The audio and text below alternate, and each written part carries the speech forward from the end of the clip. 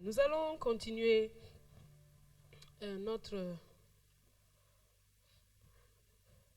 passage à la vieille porte.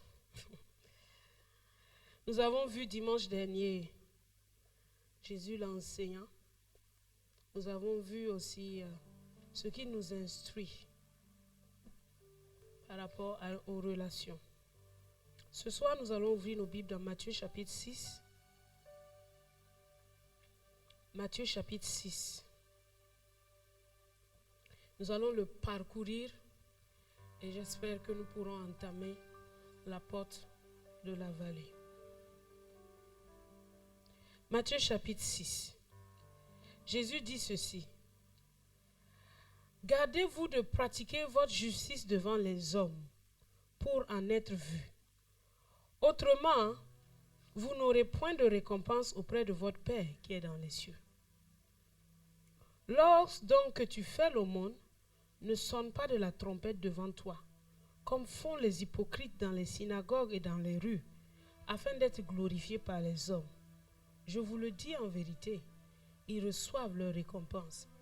Mais quand tu fais l'aumône, que ta main gauche ne sache pas ce que fait ta droite, afin que ton aumône se fasse en secret, et ton Père qui voit dans le secret te le rendra. Lorsque vous priez, ne soyez pas comme les hypocrites, qui aiment à prier debout dans les synagogues et au coin des rues pour être vus des hommes.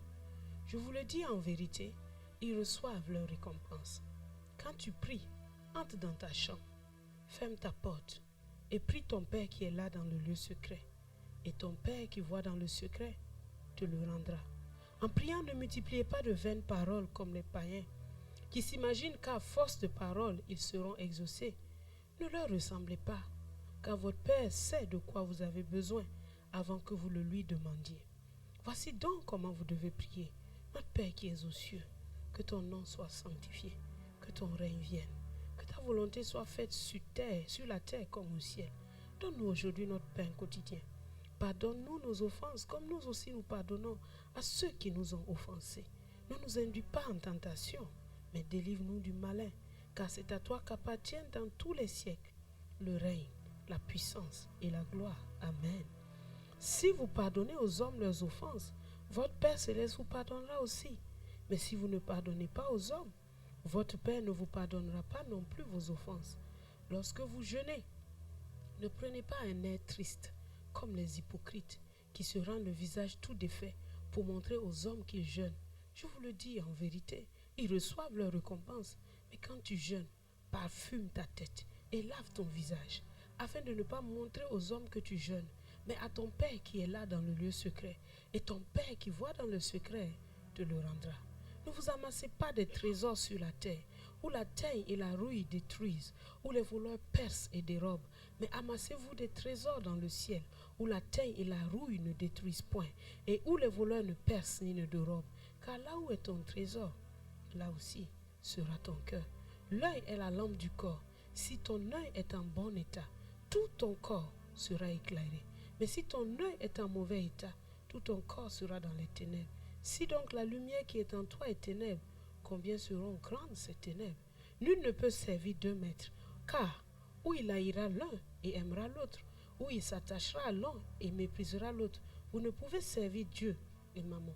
C'est pourquoi je vous dis, ne vous inquiétez pas pour votre vie, de ce que vous mangerez, ni pour votre corps, de quoi vous serez vêtu.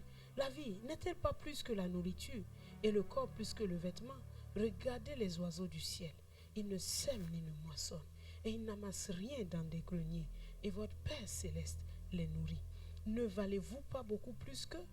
Qui de vous, par ses inquiétudes, peut ajouter une coudée à la durée de sa vie? Et pourquoi vous inquiétez au sujet de vêtements? Considérez comment croissent les lits des champs. Ils ne travaillent ni ne filent. Cependant, je vous dis que Salomon même, dans toute sa gloire, n'a pas été vêtu comme l'un d'eux. Si Dieu revêt ainsi l'herbe des champs, qui existe aujourd'hui, et qui demain sera jeté au four, ne vous vêtira-t-il pas à plus forte raison, gens de peu de foi? Ne vous inquiétez donc point et ne dites pas, que mangerons-nous, que boirons-nous, de quoi serons-nous vêtus?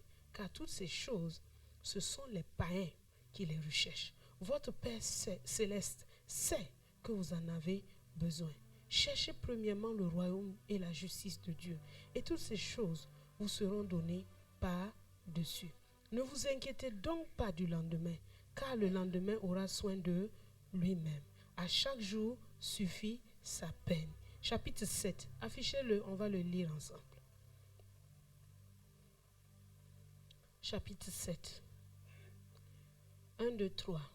Ne jugez point, afin que vous ne soyez point jugés. Car on vous jugera du jugement dont vous jugez, et l'on vous mesurera avec la mesure dont vous mesurez. Pourquoi vois-tu la paille qui est dans l'œil de ton frère, et n'aperçois-tu pas la poutre qui est dans ton œil? Et comment peux-tu dire à ton frère, laisse-moi ôter une paille de ton œil, toi qui as une poutre dans le tien? Hypocrite, ôte premièrement la poutre de ton œil, et alors tu verras comment ôter la paille de l'œil de ton frère. Ne donnez pas les choses saintes aux chiens, et ne jetez pas vos perles devant les pourceaux, de peur qu'ils ne les foulent aux pieds, ne se retournent et ne vous déchirent. Demandez, et l'on vous donnera. Cherchez, et vous trouverez. Frappez, et l'on vous ouvrira. Car quiconque demande reçoit. Celui qui cherche trouve, et l'on ouvre à celui qui frappe. Lequel de vous donnera une pierre à son fils s'il lui demande du pain? Ou s'il demande un poisson, lui donnera-t-il un serpent? Si donc, méchants comme vous l'êtes, vous savez donner de bonnes choses à vos enfants, à combien plus forte raison votre Père qui est dans les cieux donnera-t-il de bonnes choses à ceux qui les lui demandent? Tout ce que vous voulez que les hommes fassent pour vous, faites-le de même pour eux, car c'est la loi et les prophètes.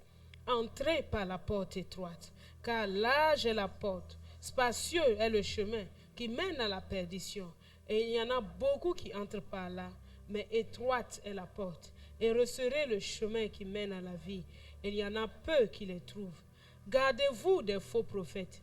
Ils viennent à vous en vêtements de brebis, mais au-dedans, ce sont des loups ravisseurs. Vous les reconnaîtrez à leurs fruits. Cueille-t-on des raisins sur des épines ou des figues sur des charbons? D'où bon arbre porte de bons fruits, mais le mauvais arbre porte de mauvais fruits. Un bon arbre ne peut porter de mauvais fruits, ni un mauvais arbre porter de bons fruits. Tout arbre qui ne porte pas de bons fruits est coupé et jeté au feu. C'est donc à leurs fruits que vous les reconnaîtrez. Ceux qui me disent « Seigneur, Seigneur » n'entreront pas tous dans le royaume des cieux, mais celui-là seul qui fait la volonté de mon Père qui est dans les cieux. Plusieurs me diront en ce jour-là « Seigneur, Seigneur, n'avons-nous pas prophétisé par ton nom? N'avons-nous pas chassé des démons par ton nom? N'avons-nous pas fait beaucoup de miracles par ton nom? » Alors je leur dirai ouvertement, je ne vous ai jamais connu. Retirez-vous de moi, vous qui commettez l'iniquité.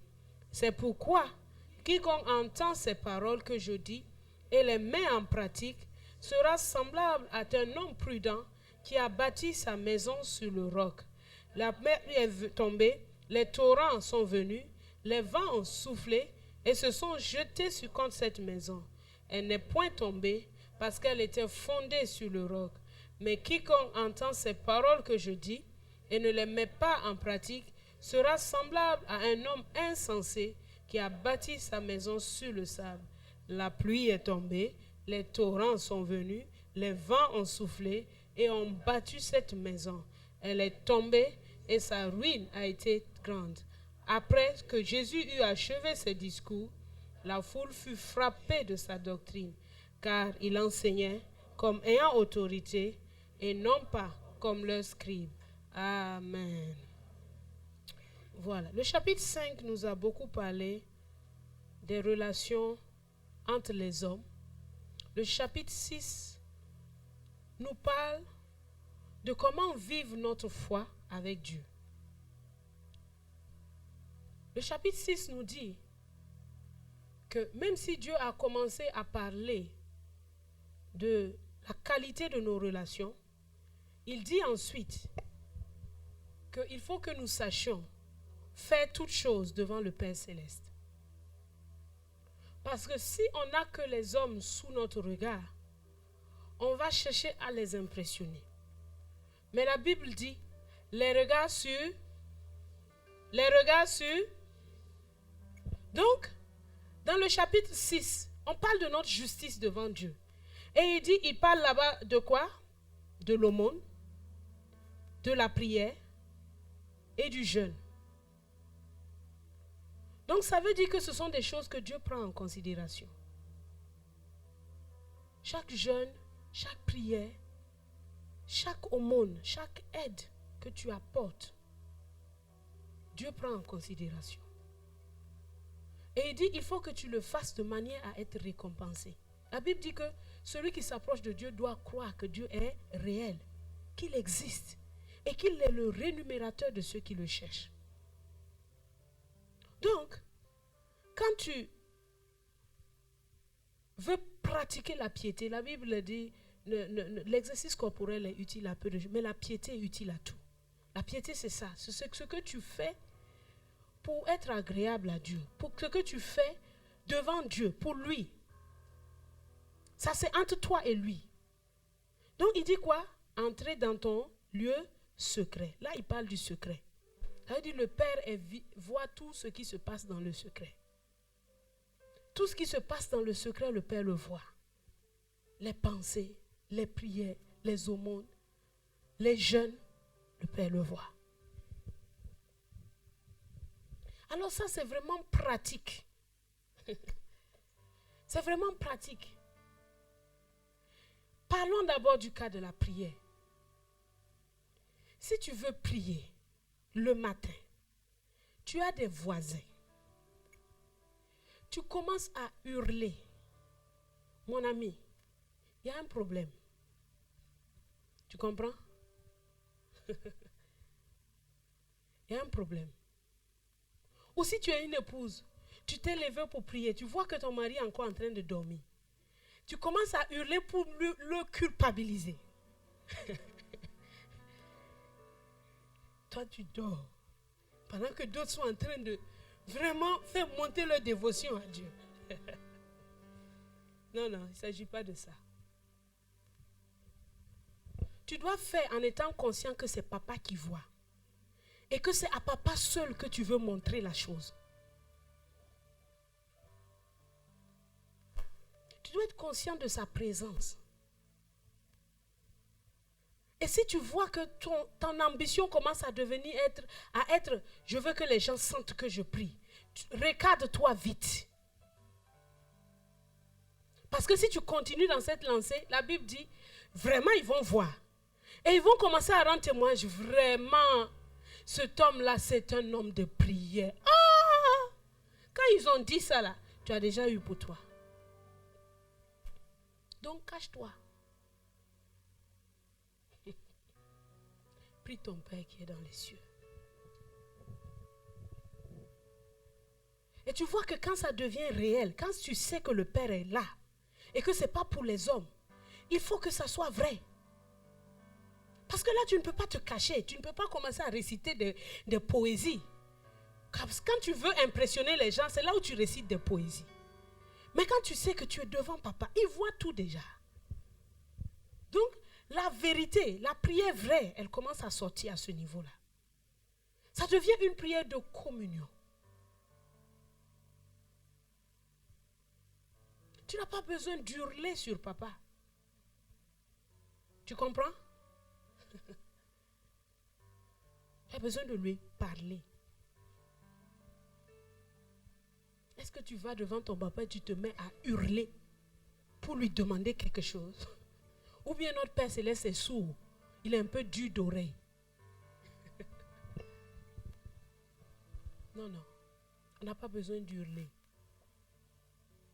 Mais, quand je dis on n'a pas besoin d'hurler, c'est pour dire, il ne faut pas que ça soit une habitude, simplement. Mais il y a des prières où on hurle. Il y a des prières qu'on ne peut pas contenir. Si tu es en danger de mort, tu ne peux pas dire « Au secours, est-ce qu'il y a quelqu'un ?» Ah non. Il faut qu'on sente ça, l'urgence dans toi. Tu vois? Mais juste hurler pour hurler, là, c'est ça que je dis que c'est pas bon. Papa est là dans ta chambre. pourquoi tu souffres tout seul?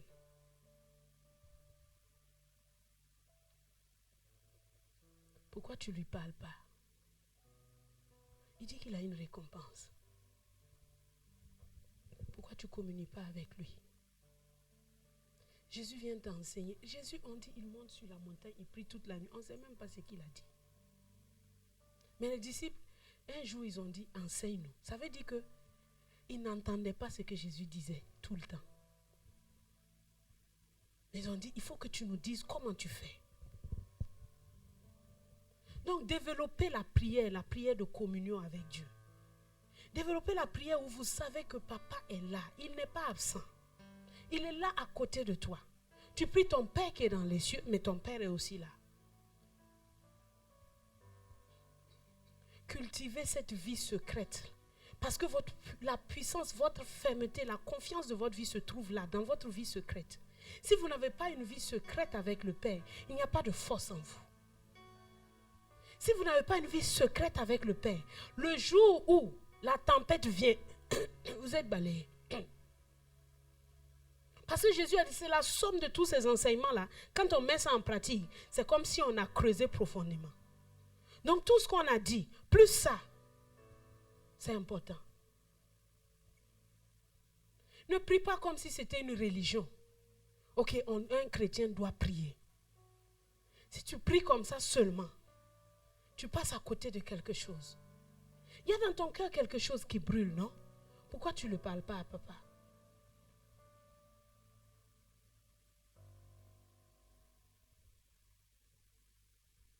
Il dit, ton Père qui est là, il le voit. L'aumône, c'est tout ce que nous donnons, tout ce qui est offrande, tout ce qui est don aux pauvres. C'est ça l'aumône. S'il y a une levée de fonds ou tu veux faire une offrande volontaire, c'est aussi une aumône. Tout ça, Dieu dit, si tu aides ton prochain, tu aides le pauvre à côté de toi, tu soutiens l'orphelin ou la veuve, Dieu dit, lui il voit. Puisque lui il voit, tu n'as pas besoin que quelqu'un d'autre te récompense. Tu comprends? Donc il faut toujours faire ça en ayant les yeux sur Dieu. Il faut toujours apporter, quand tu apportes ton offrande à l'église, ou tu apportes, on est en train de commencer la levée de fonds pour l'achat du local. Fais ça en ayant Dieu sous ton regard. En présentant ton offrande, Père, c'est à toi que je l'apporte. Et c'est toi qui connais comment tu vas me récompenser. C'est de toi que j'attends ma récompense. C'est ce que tu dois faire. Et Dieu est réel. Parce que quand tu fais ça et que tu crois que Dieu est réel, sa réalité va se montrer à toi. Dieu n'est pas fictif. Il est plus réel que, il est plus réel que toi. Il est plus réel que ta peau que tu touches. Il est vraiment réel.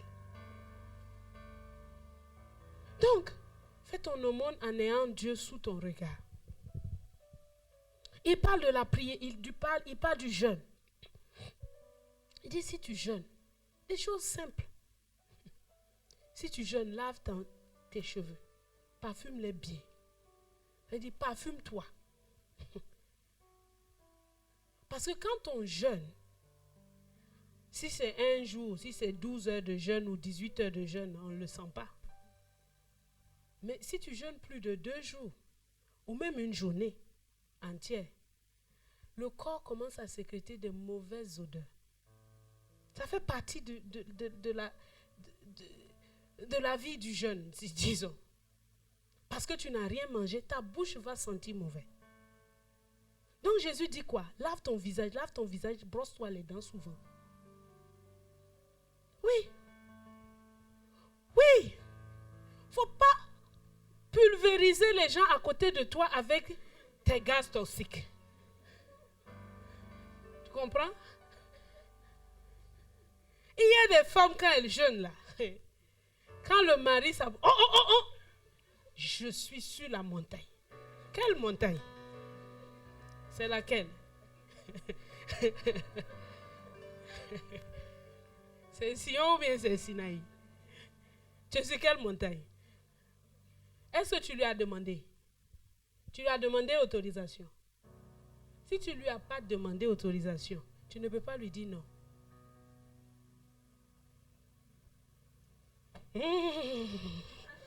Ça tombe la théorie de beaucoup de gens ici, là. Oui. La Bible dit, si ce n'est d'un commun accord. Si tu ne lui as pas demandé une autorisation, tu ne peux pas lui dire. Et puis, en quoi ça rend ton jeûne, là? Parfois, c'est des faux sujets. Les gens ne me regardent plus. Mais c'est la vérité. Ça cause des problèmes. Cette spiritualité fictive-là cause des problèmes. Il faut lui demander. Je veux jeûner. Si lui aussi il veut. S'il ne veut pas, tu ne peux pas faire ça unilatéral. Parce que ton corps ne t'appartient plus. Est-ce que tu sais ça?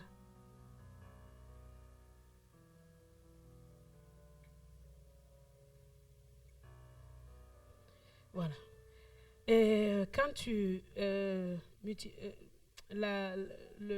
modèle de la prière, Jésus dit de ne pas parler vainement. Quand tu as déjà parlé, Dieu a entendu. Il dit quand on dit comment vous devez prier, c'est pas dire répéter ça. Notre Père qui est aux cieux, non. C'est un modèle de prière.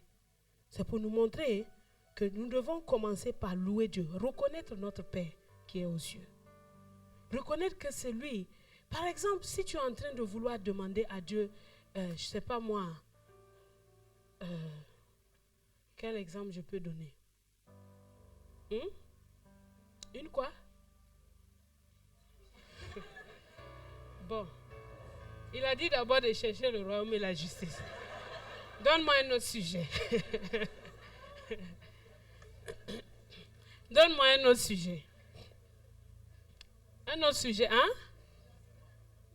La conversion de la famille. Voilà. Par exemple, si tu es en train de prier pour la conversion de ta famille, commence par reconnaître le Père. C'est pour toi-même que Dieu fait ça. Tu sais, la prière, ce n'est pas pour Dieu. Ce n'est pas pour le convaincre. C'est pour nous-mêmes. Ça crée en nous la foi. Si tu commences à reconnaître que Dieu est le Père de toutes les familles et qu'il est le créateur de chaque homme et qu'il veut que tous les hommes soient sauvés, ta foi commence déjà à monter. Qu'importe, parfois il y a des personnes, quand on les regarde humainement, on se dit, ça, pour que lui là, il se donne au Seigneur vraiment. Mais quand tu commences à voir ce que Dieu peut faire, tu regardes, Seigneur, c'est toi qui as sauvé Saul de Tarse. Sur le chemin de Damas, tu as su l'arrêter. Seigneur, tu as été celui qui a arrêté Jacob sur son chemin pour lui montrer un autre chemin. C'est-à-dire, les exemples bibliques servent à nous aider, à nous donner la foi. Quand tu commences à reconnaître Dieu, le Père qui est dans les cieux, dans cette dimension, ta foi, elle commence à monter. Et tu sais que ta requête que tu es en train de poser là, Dieu est capable de le faire. Voilà. Reconnaître Dieu, notre Père qui est dans les cieux, que son nom soit mis à part. C'est-à-dire ce qu'il fait, ce qu'il est, que cela soit reconnu. Donc tout ça c'est dans la louange. Après que ton règne vienne, dit la volonté, le règne de Dieu doit être le centre de notre prière. Quelque chose qui nous importe. Pas ce que nous voulons, mais ce qu'il veut. Donc il faut connaître, il faut vouloir son règne. Il dit que ta volonté soit faite sur la terre comme au ciel. Il dit que la volonté de Dieu est parfaitement faite au ciel. Et il veut que sa volonté aussi soit faite ici-bas sur terre. Et nous sommes les agents de cette volonté. Après, il te dit, demande ce que tu veux. Après, le pardon, les relations bilatérales. Ensuite, ne nous induis pas en la tentation et délivre-nous du mal. Ce sont des sujets qu'on a déjà étudiés, n'est-ce pas? Car c'est à toi qu'appartiennent.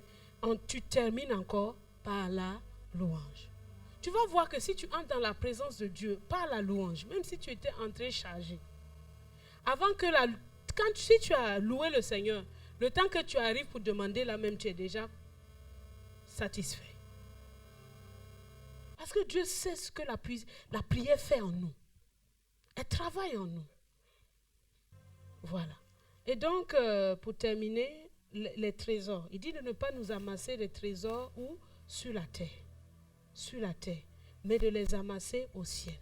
Tu dois convertir tes biens terrestres en biens célestes. Il y a une conversion là-dedans.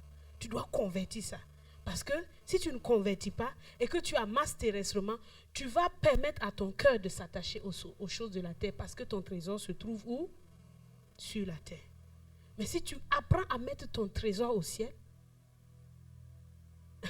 tu vois que j'ai investi toute ma vie de l'autre côté. Donc, mon cœur aussi va être attiré là-bas. Quand on dit l'œil est la lampe du corps, si ton œil est en bon état, il dit quelle est la qualité de l'enseignement de la parole que tu as en toi? La qualité de la révélation que tu as en toi. Si la révélation que tu as en toi est ténèbre, c'est terrible.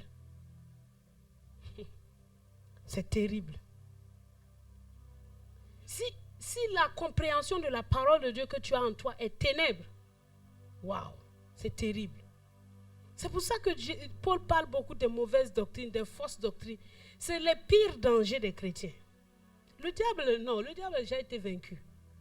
Mais le plus grand danger des chrétiens, c'est les fausses doctrines.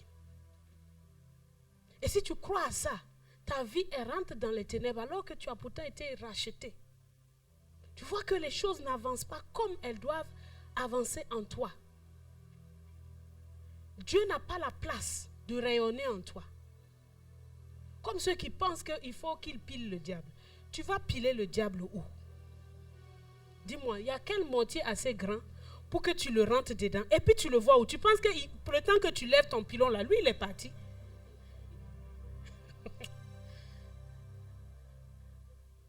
Oui ou non?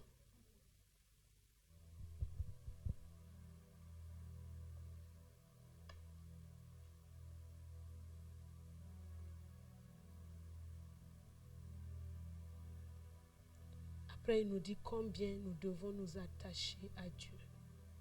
Parce que l'argent, mes frères, c'est aussi un Dieu dans ce monde. Donc, fais attention à qu'est-ce qui te motive quand tu es en train de chercher Dieu. Parce que tu ne peux pas faire les deux à la fois. Tu ne peux pas faire les deux à la fois. Si il dit, soit tu vas aimer l'un et tu vas haïr l'autre, soit tu vas faire quoi? S'attacher à l'autre et mépriser l'autre. Donc vraiment de tout notre cœur, devons nous s'efforcer à nous attacher au Seigneur. Et il dit, d'où vient le problème là? C'est les inquiétudes. Les inquiétudes que tu entretiens dans ta vie vont te conduire à servir l'argent. Est-ce que vous m'entendez? Les inquiétudes qui sont en toi là, elles vont directement te conduire à servir l'argent. Parce que tu te dis l'argent a réponse à tout. Il dit c'est pourquoi je vous dis ne vous inquiétez pas. Jésus dit c'est pourquoi. Il nous donne la solution. Comment faire pour nous appuyer sur Dieu? Par la foi. Il dit regardez les oiseaux. Ils ne sèment ni ne moissonnent. Donc ne t'inquiète pas sur ce que tu vas manger.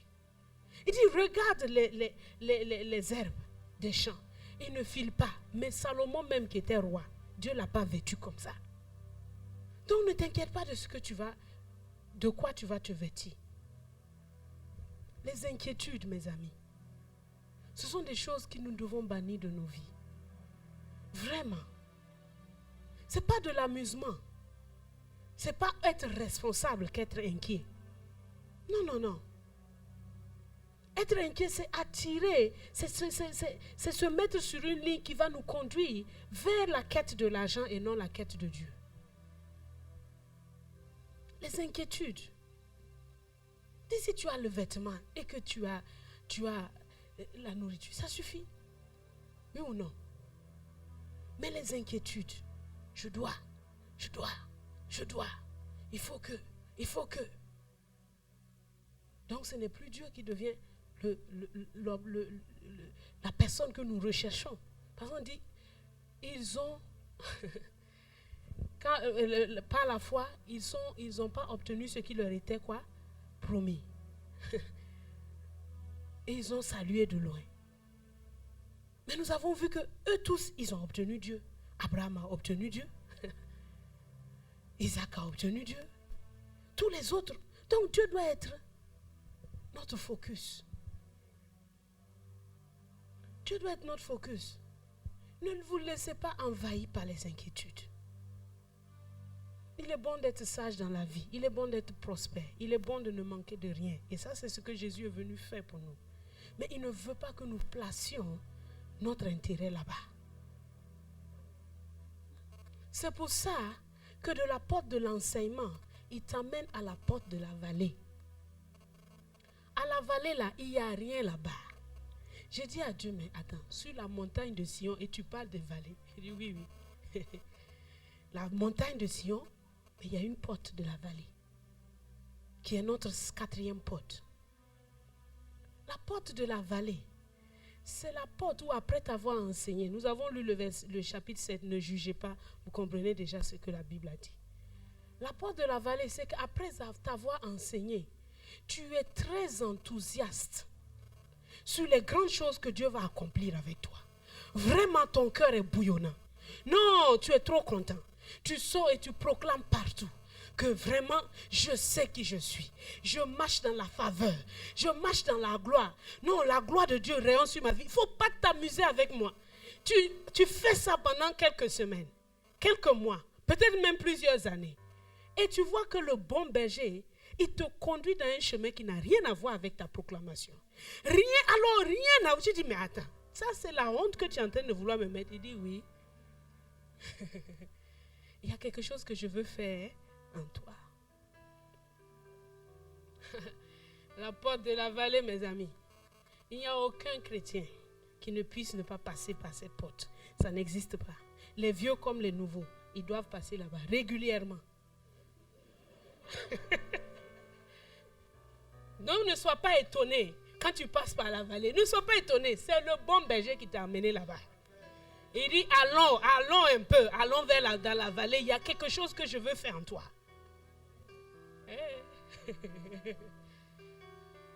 À cette porte, il nous apprend la patience et l'humilité. C'est important. C'est important. À cette porte, il te dit, mon ami, j'ai des choses à faire. Psaume 84.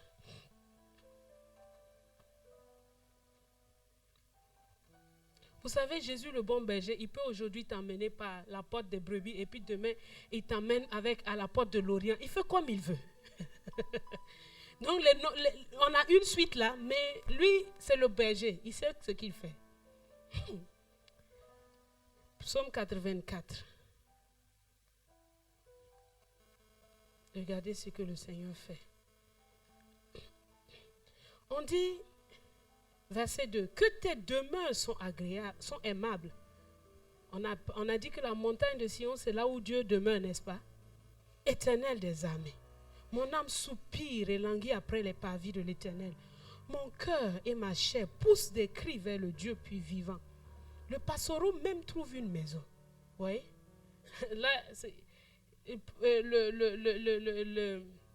celui qui a écrit le psaume ne dit pas dans quelle situation il est, mais il est en train de dire quelque chose. Il laisse 3 points de suspension après. Il dit, le passereau même trouve une maison. Il l'hirondelle un nid où elle dépose ses petits. 3 points de suspension. Il dit, et moi, je n'ai même pas un endroit où poser ma tête. Il arrive des moments comme ça dans la vie, où on est comme un SDF, où on est sans domicile fixe, où on est comme errant. Mais Dieu fait ça pourquoi? Dieu fait ça pour t'enseigner que tu es un passager, un étranger sur terre, et que tu n'es qu'en train de passer.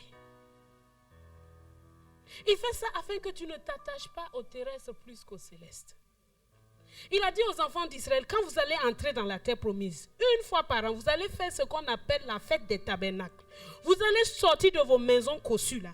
Vous allez dresser des tentes au dehors. Vous allez vivre là-bas, sous les tentes. Pour vous rappeler ce que vos pères ont vécu, Mais aussi pour vous rappeler que vous êtes étrangers et voyageurs. Vous n'avez pas des pieds à terre où vous devez bien... Non, non. On dit qu'ils se sont salués de rang, reconnaissant qu'ils étaient étrangers et voyageurs sur cette terre. Mais ils cherchaient la cité dont Dieu est l'architecte et le constructeur. Sur la route pour t'amener à Sion, la Sion céleste qui arrive, alors qu'on est déjà dans la cité céleste en esprit, Dieu, il va te faire passer par la vallée. Et une des vallées, c'est de ne pas avoir un endroit où reposer sa tête. Et tu peux même dire, mais Dieu, tu m'humilies comme ça.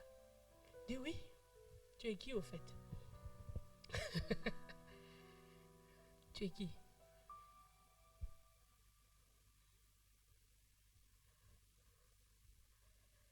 Après, il continue, il dit, tes autels, ô Éternel, malgré son... il soupire après l'autel de Dieu. Il dit, tes autels, Éternel des armées, mon roi et mon Dieu. Verset 5. Heureux ceux qui habitent ta maison, ils peuvent te célébrer encore. Il fait une pause.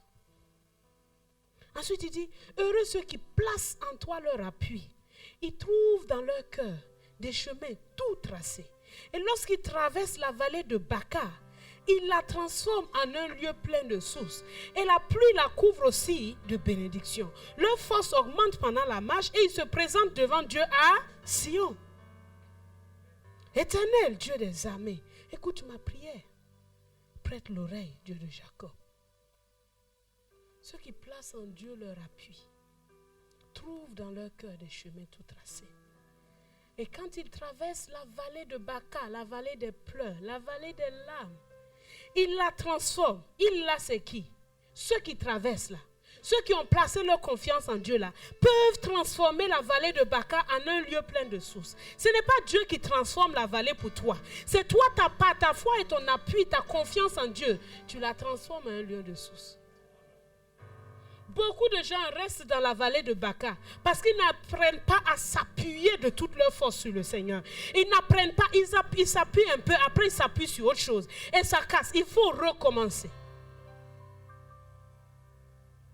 Il la transforme en un lieu plein de sources. Comment est-ce possible? Un lieu de larmes, un lieu de pleurs, un lieu de deuil. Comment peut-il devenir un lieu d'allégresse, de source? Comment? En t'appuyant sur le Seigneur. La Bible me dit que David, il était allé pour combattre avec les Philistins contre Saül. Les Philistins ont dit non, on ne veut pas avec de toi ici. Si tu restes ici, on ne sait jamais. Au milieu de la guerre, tu peux te retourner contre nous. Retourne. En retournant, il arrive, il trouve le camp. Tout le camp où ils avaient laissé leurs femmes et leurs enfants avait été brûlé. On dit ces hommes de guerre qui étaient avec lui étaient tellement aigris à cause de leurs femmes et de leurs enfants qui avaient été enlevés qu'ils parlaient de lapider David. Mais on me dit David reprit courage en s'appuyant. Il n'y avait rien d'autre que la confiance en Dieu. Il n'y avait rien d'autre que la confiance en Dieu. Tous ceux qui réussissent dans la vie, ils n'ont rien d'autre que la confiance en Dieu. Ne pense pas qu'ils ont autre chose sur laquelle ils s'appuient. Que si toi tu avais cette chose-là, tu aurais réussi. Non, ils n'ont rien d'autre que la confiance en Dieu, que Dieu est réel. Le Dieu qu'ils ont appris à prier dans la porte, dans la vieille porte, ils ont appris à le connaître. Ils savent qu'il est toujours présent. Même s'ils passent par la vallée de l'homme de la mort, ils savent qu'il est avec eux. Alors ils restent stables. Et par la présence de Dieu avec eux, ils peuvent transformer. Les vallées sont une bénédiction.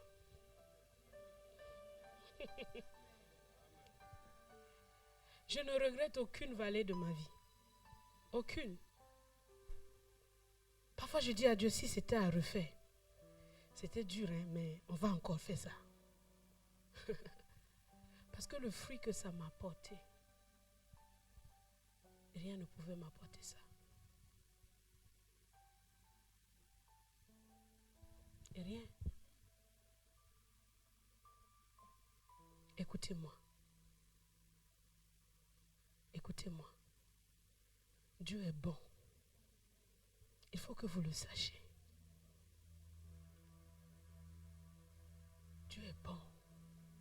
il n'y a pas en lui une graine de méchanceté. Il ne se plaît pas à te faire souffrir. Jamais. Mais il se plaît à te transformer afin que tu sois exactement comme lui.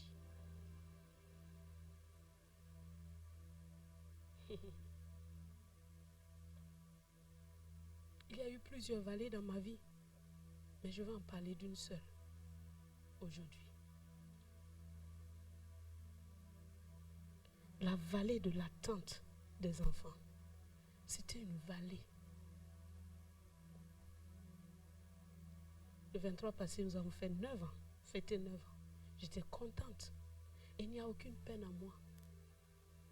Mais ce n'était pas le cas il y a quelques années. Mais dans cette vallée,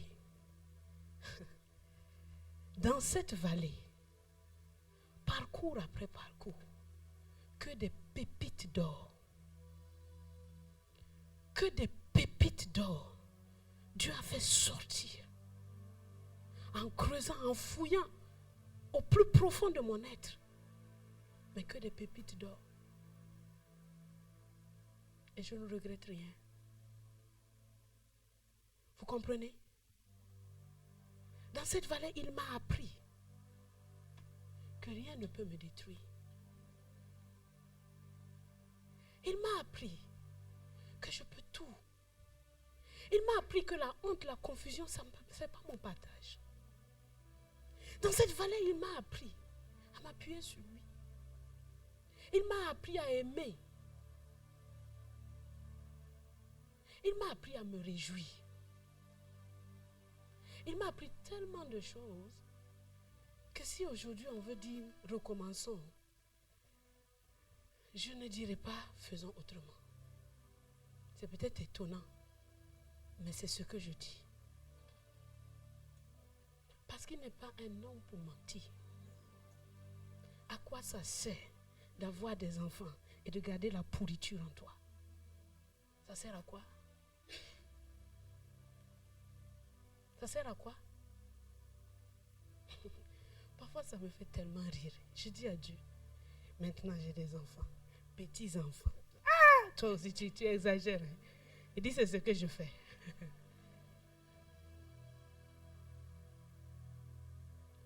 Est-ce que je suis morte? Non.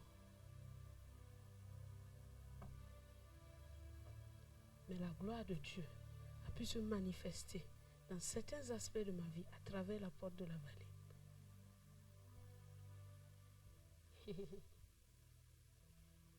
Est-ce que quelqu'un est content de passer par la vallée? Ce n'est pas un endroit où on reste les bras croisés. Hein. C'est un lieu de travail. On dit il la transforme. Ça veut dire qu'il y a du travail. Ce n'est pas le temps qui fait les choses. Ce n'est pas ok, juste je m'assois et puis avec le temps ça va changer. Rien ne change avec le temps. Au contraire, ça pourrit plus même. Mais toi, tu refuses le travail que tu dois faire là. C'est ça le problème. Tu dis c'est trop dur. C'est ça. Tu refuses d'endurer. Tu refuses d'affronter.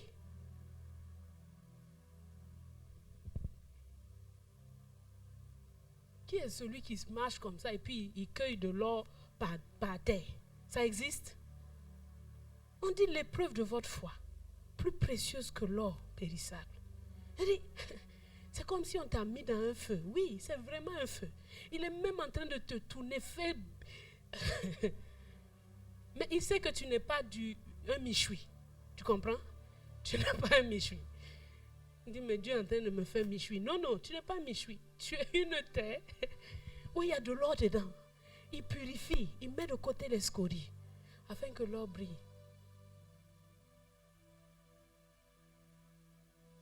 Il la transforme. Transforme ta vallée de Baca en un lieu de source. On dit ceux qui sèment avec l'âme moissonnent avec des chants d'allégresse.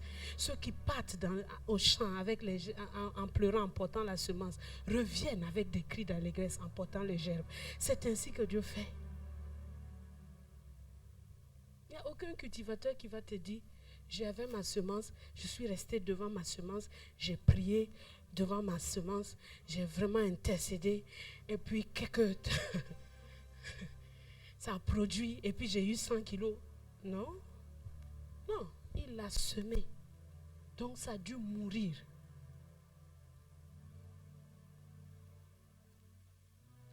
Tu veux trop vivre. Tu veux trop vivre. Tu comprends? Est-ce que tu m'entends? Tu veux trop vivre. Tu n'es pas prête à la mort.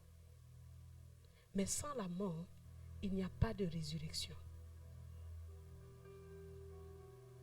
On dit ce qui est semé infirme ressuscite glorieux. Mais il faut qu'il soit semé. Quelqu'un veut voir la gloire de Dieu dans sa vie là? Alors n'aie pas peur. Arrête de murmurer. Arrête. Les larmes, tu les auras. Ça, il n'y a pas de problème. Ça, même c'est bien parce que ça évacue un peu le stress.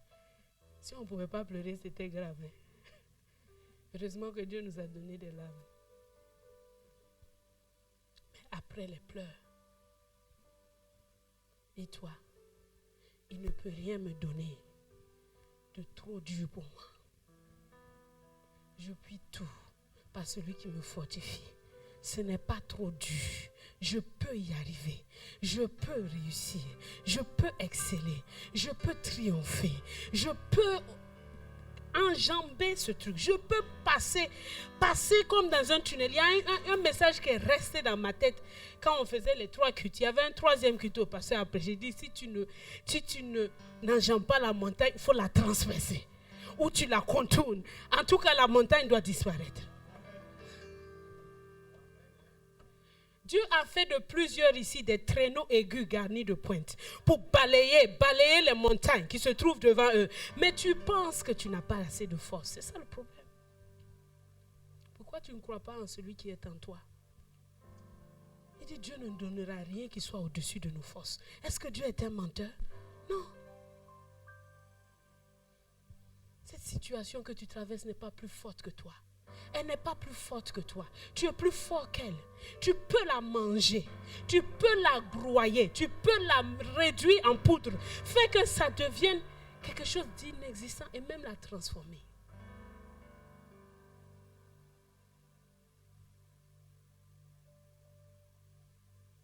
Quand il passe par la vallée de Baca, il la transforme en un lieu plein de sources. Et la pluie, vous voyez, il y a aussi l'action de Dieu. Il dit la pluie aussi la couvre de ses bénédictions. Ce n'est pas seulement notre action. Il y a l'action divine qui vient couronner. Mais il faut que tu fasses ce que tu as à faire. Et lui, il apporte sa bénédiction. Tant que tu n'as pas fait ce que tu as à faire, eh bien, ça restera la vallée de Baca. Ce n'est pas la vallée de Baca parce qu'ils ont tellement pleuré puis c'est devenu beaucoup d'eau. Non, non, non. Dieu n'est pas émotionnel. Il est esprit. Il faut que tu crois dans ça là. La gloire de Dieu est enfouie en moi. Elle doit sortir. Alors je vais travailler à mon salut. Nous avons vu ça au séminaire Vision. La mine de foi. Il faut la faire travailler. Il faut la chercher. La mine de foi en toi. Eh bien, Dieu passe par la vallée de Baca. Et à cette vallée, il t'enseigne à être confiant dans sa présence. Il dit, quand je passe par la vallée de l'ombre de la mort, je ne crains aucun mal, car tu es avec moi. Sa présence nous rassure. Sa présence nous donne de ne pas trembler, même si c'est dur. Les 3 amis de Daniel, ils sont passés aussi par leur vallée. C'était une fournaise ardente. Mais ils ont vu le roi des rois marcher aussi avec eux là-bas. La Bible nous dit par la foi, il y en a qui ont triomphé du feu, de la fournaise et tout ça. D'autres n'ont pas triomphé. Mais quoi qu'il en soit, ils ont vu le roi à leur côté. Regardez les femmes dans le temps où il y avait la persécution sous Néron. On égorge leurs enfants. On les éventre, les femmes enceintes, on les éventre. Allez, renonce à Jésus et puis on va te laisser vivre. Et dit non, il n'y a rien de plus beau que son nom. On les éventre, elles sont en train de chanter. Qu'est-ce qu'il y avait en eux? Et qu'est-ce qu'il y a en nous aujourd'hui? Pourquoi est-ce que nous sommes à la recherche des choses futiles, des choses qui n'ont aucune valeur, des choses qui vont rester ici? Pourquoi est-ce que nous ne levons pas nos yeux, nous ne quittons pas cette bassesse pour nous élever sur la montagne?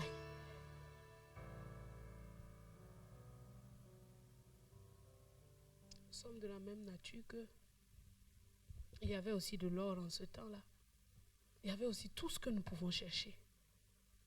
Mais la gloire de Dieu a resplendi dans leur vie. Et ils ont préféré la chercher. Alors qu'elle resplendisse encore aujourd'hui dans nos vies. Et que nous la préférions à toute autre chose. Prions le Seigneur.